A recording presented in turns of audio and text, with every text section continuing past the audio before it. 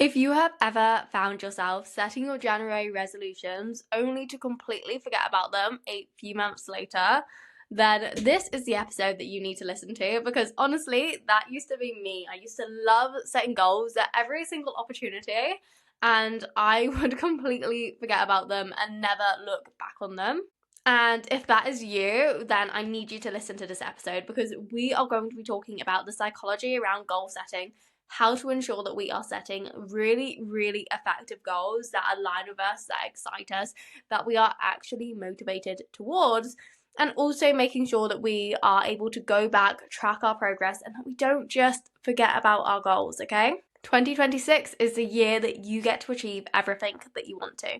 So buckle in. I'm so excited to have you here for this episode. Make sure you grab a notebook and pen. It's going to be an episode that you want to take notes for, that you're going to want to listen to again, that you're going to need to pause. But it is going to be so worth you leaning into this episode and exploring all of the questions and allowing yourself to get really curious, because doing this work now is going to help you step into January feeling really clear-minded about exactly what you want.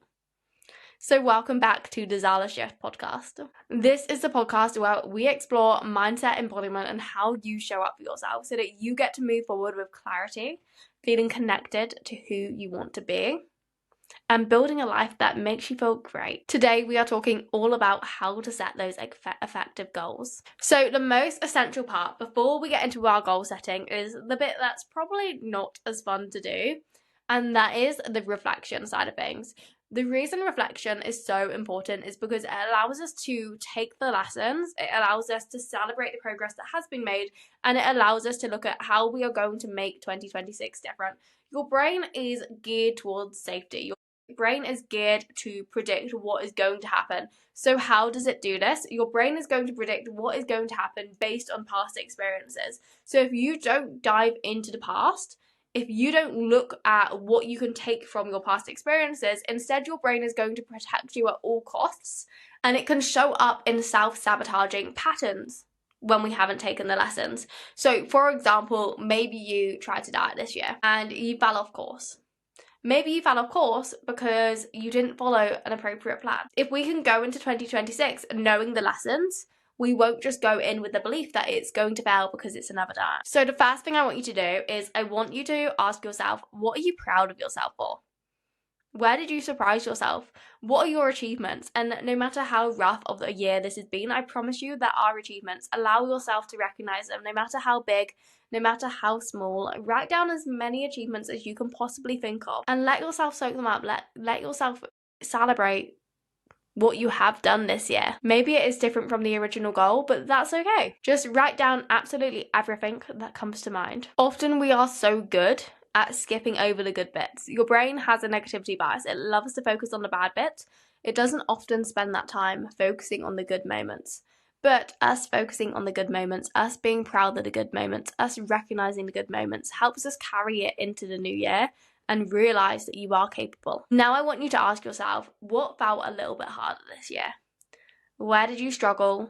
What maybe drained your energy a little bit?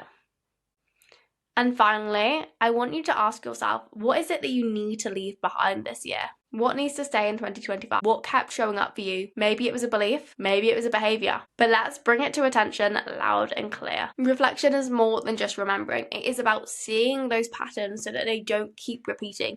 It is very, very hard to change anything without awareness. If you don't know something is a problem, then how on earth are you ever going to break that cycle? And when we are reflecting effectively, we allow ourselves to set ourselves up for effective goals. And just allow yourself to be as honest as possible, no judgment.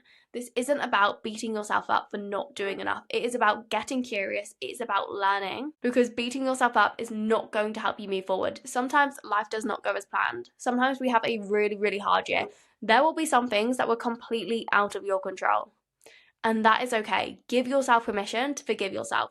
Take any lessons that you need to take so that you can apply them to this year, because I promise you this, as cheesy as it might sound, it is the hardest moments that make you so much stronger, so much more resilient, that give you a newfound confidence in your ability to show up. And I can say that from first-hand experience.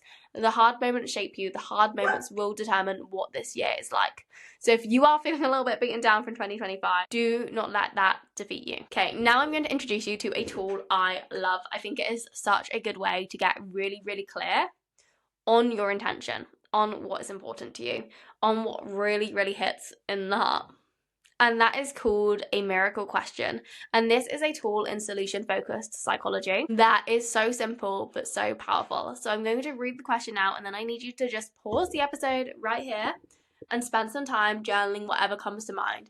And I want you to really visualize this question, almost as if the answers were coming to you, as if you could really feel them, as if you were really going through the motions. So imagine you go to sleep tonight, and while you're asleep, a miracle happens. All the doubts, fears, obstacles, and self-sabotage, all gone. When you wake up tomorrow, life is exactly how you want it. You don't have to do any more or be perfect. It is all there. What would be different?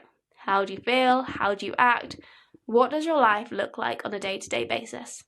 And really try and imagine this step by step. When I used to do these questions, when I used to journal, when I first got into mindset work, I would honestly give such surface level answers because I just wanted to tick a box. I just wanted to feel like I was doing it.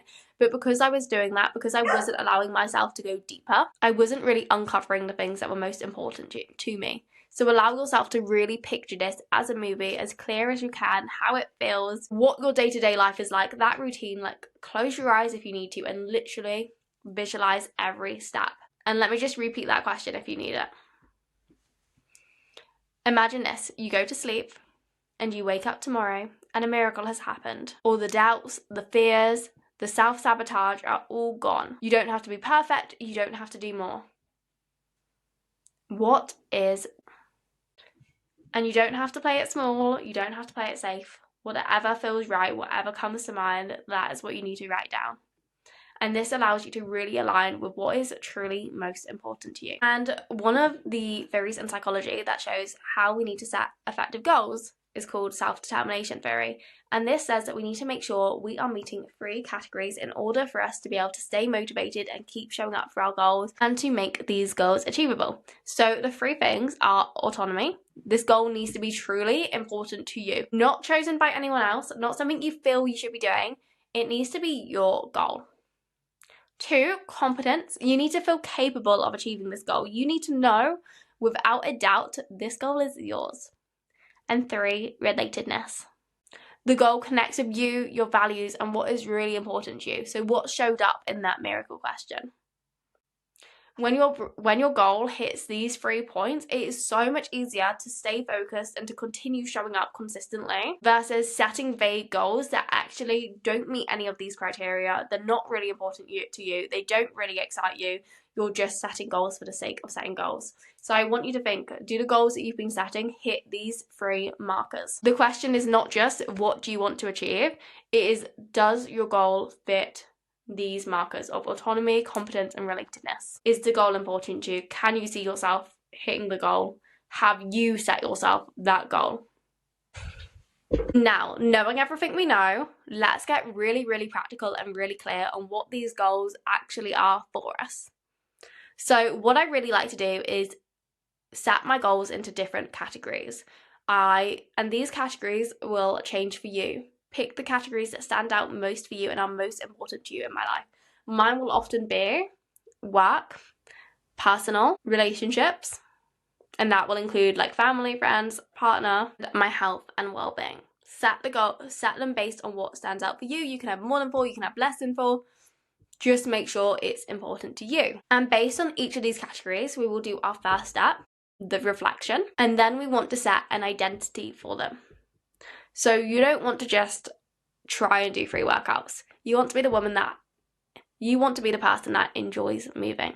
So I want you to ask yourself, what would the identity behind each of these categories be? Because if you don't see yourself as someone that aligns with that story, then it makes it so much harder for you to show up for yourself. And then we're going to use the framework GROW. So GROW stands for your goal, your current reality, your different options to get there, and your will and way forward. So for each of these sections, we can set a goal, making sure that it is measurable and ideally time bound. And then you're going to look at what is your current reality. How different are you from where this goal is at present? What are the different options that you have to move towards this goal? Say that your goal was that you want to get a new job.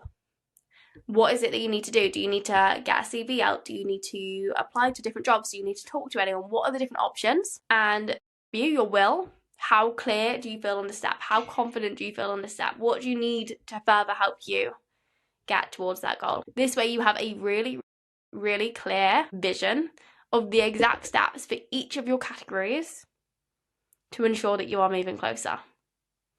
You've created a super concise game plan. Once you've set your goals for each of these categories, I want you to revisit them. And I want you to ask yourself, are these goals truly important to you? Do they hit the 3 ticks of our self-determination theory? Do they excite you? Are you excited going into the new year about what is possible for you? And the next thing we need to do to make sure we stay on track throughout the year is track and celebrate our progress throughout the year. So I want you to put in a monthly meeting with yourself. So every Sunday, for example, not every Sunday, but a Sunday every month, you're going to pull up your goals. You're going to revisit them. You're going to ask yourself, are you making progress? Have you achieved them? Do any of the goals need adjusting? You need to be making sure that you're giving yourself a regular space and time to do this. And you could make this really nice. Maybe you have a Sunday evening where you have a bubble bath, maybe you have a drink, and you sit there with your goals and have like a little self-date day. Maybe you take yourself to a coffee shop and tune in with yourself. Make it enjoyable for yourself. Make it fun to visit these goals. Make it that monthly meeting with yourself that you look forward to, because you get to see the steps that you are taking that you've made really, really crystal clear. These small, consistent actions are going to help align with who you really want to be. And every time you take a moment to celebrate the progress, celebrate the changes, it is then going to become so much easier to build that confidence and continue showing up throughout the year. And that is what your brain loves, and that is what is going to last throughout the year. So to recap, to bring it all together, reflect first and foremost on your year. Tune in with your miracle question and what is most important to you. 3, use the GROW model, goal, reality, options, and will to explore each of your categories.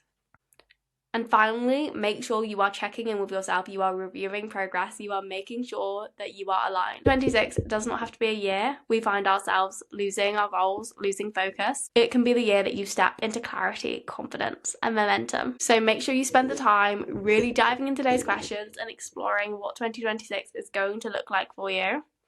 Don't let this be just another podcast you listen to and don't take action from. And send me a message and let me know how you found this episode and setting your goals. And if you love this episode, make sure you send it to someone else that needs to get really, really clear on the vision for next year. Thank you for joining me, and I will see you in the next episode.